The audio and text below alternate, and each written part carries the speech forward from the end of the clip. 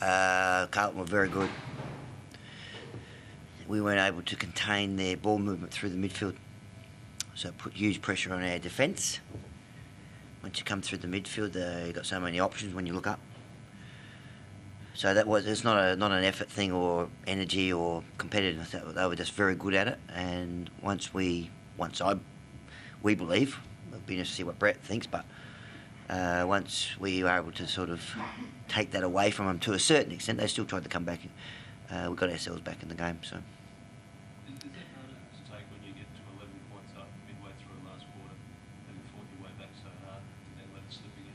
Oh yeah. That's a difficult loss for us, but this group of players is still learning to play hardened AFL footy. Michelangelo, we discussed that last week, after the Port match, and it's the most exciting group I think this club's ever had, and I can just see this group of players, guys, doing great things. I really mean that. It's going to take some time. But to come back against Carlton, for example, to come back against Carlton tonight, who I think are in really good shape, and Brett's doing a great job with them. They've played some really top-level teams this year and done really well. I thought our guys were really good, so that'll be good. That'll be a good learning, and it'll be a good experience for them to play against a quality side, quick game of footy, and to hang in there.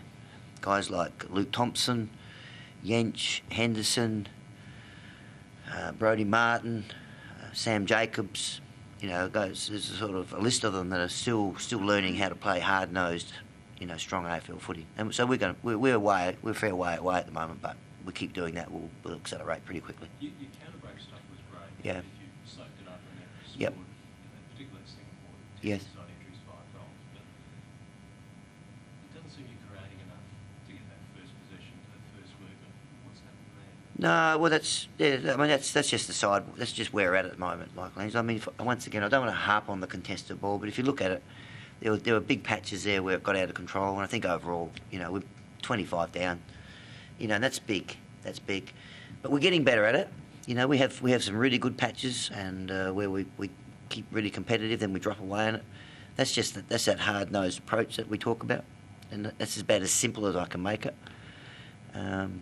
So our guys know it, and they're trying really hard at it, and they're not in denial of it, but they'll get better at it. When you got to 11 points, when you go back at the tape with the guys later on, what do you think will stand out as to why you couldn't hold that 11 points? A bit of lack of poise, I think, in general. In our back 50, I think it was a drop mark on the far side when we were exiting the ball. We go down.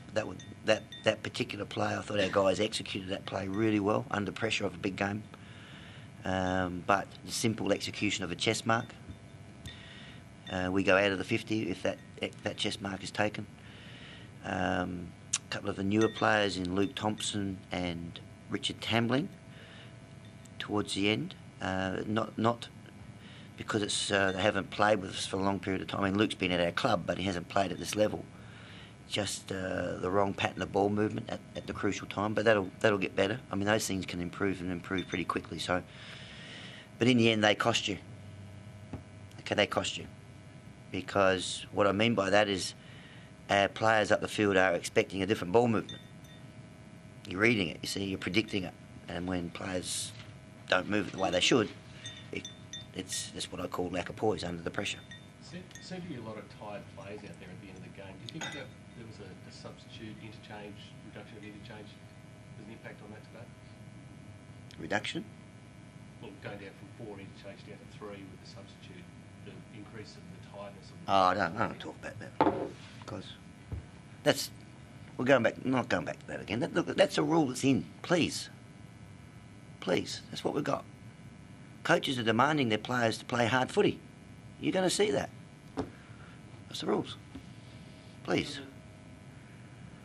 The difference from the first quarter to the second, was that a plan B, or was that just plan A, working harder at it? I don't know. What do you reckon, Michael Menzer?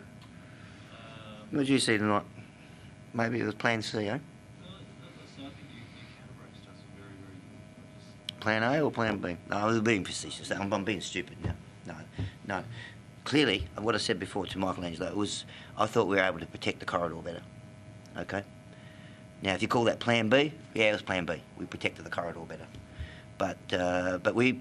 Carlton used the corridor. They're very aggressive at doing that, particularly with foot, more so than hand. And so if you don't do it well, they'll get through. And they did. To their absolute credit, they did. So, fellas, whilst I recognise the effort of our team, Carlton still had, I think, 11 more scoring shots. Okay, so we just need to keep it in perspective as well. Does that make the 6 points flattering then in the end? I know. 11 more scoring shots is significant. So it's not taking anything away from our group in terms of effort and where they're going, but I just want to keep the whole thing in perspective. What is that, just to clarify that or to get an understanding, what do you say is the most exciting group? Because of the talent we have, it's young. We still have Davis out of that side, Stevens out of that side, Porplesia, McKay, Sloan out of that side. Their attitude to wanting to play big time footy is as good as I've seen for a young group. They have a very clear vision of where they want to go. They're absolute joy to coach. They're a fantastic group to coach, and that's why I say it. And I say that sincerely, Michelangelo, not a throwaway line, because we've had some outstanding personnel in our footy club over the journey of 20 years. I haven't been there obviously for the full 20 years, but I really enjoy this group. They're going to do some really good things. So do we look at the 1 and 3 and the results of this year against the standard that we've done at the Adelaide Footy Club, and that probably isn't what we should be judging them on? No, I think you should continue to judge us really harshly, because internally this group has got very high standards of where they want to go, so I don't think we're not asking anyone to back that off. I know Stephen sitting down the back there, he expects the same thing. And I think that's a healthy attitude to have. There's nothing better than being involved in a team or a club that has very high expectations of themselves. It's a great environment to be in. But when you do that, you put pressure on yourself. But that's the way it's going to be. So what's the premiership table pressure down to 1 and 3? Oh, well, if you want to keep the finals, we better get going.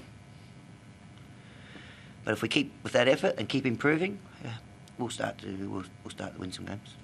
Yeah, the contrast between the last 3 quarters last week and the Last 2 quarters. The last 3 quarters. Last 2 quarters last week. It's very stark. How do you explain that? Well, our supporters would want to know that, but that's sometimes what you get when you've got a very young side. And that's not a cop out, because we don't expect to see that with any side that we put on the park. Okay, that was very much a substandard 2 quarters of footy. Substandard. Sub-AFL standard. In terms of a basic ingredient of competition. So whilst I'm prepared to give some leniency to our younger side, we won't cop that. And so we deserve all the criticism, and I deserve all the criticism that I've received as a senior coach for that. So we're no backing away from that. Not good enough. Now, what we saw tonight, though, is you don't get that sort of response from a group of players that haven't got any mental capacity and fibre about it. And that's why they're going to be such a good group. What did you make of Sam Jacobs? I thought he was good. I thought Sam was good.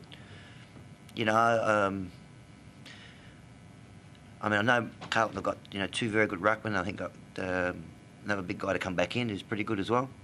But we were really pleased to have Sam. I think Sam's going to be a very good player for our footy club. He's a very inexperienced player. What's he played? 16, 17 games, I think. Anyone know exactly? 17 before that. Okay, so he's a 17-game player. So our gain on that one.